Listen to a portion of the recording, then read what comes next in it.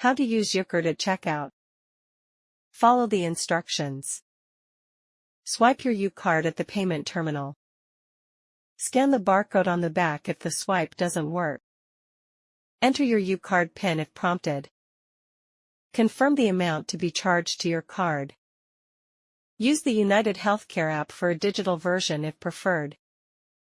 Open the app and display the digital Ucard barcode. Hold your phone under the scanner to complete the purchase. Check the balance using the app before shopping if needed. Verify eligible items with the app's product scanner. Review your purchase on the receipt for accuracy. Keep your Ucard secure after the transaction.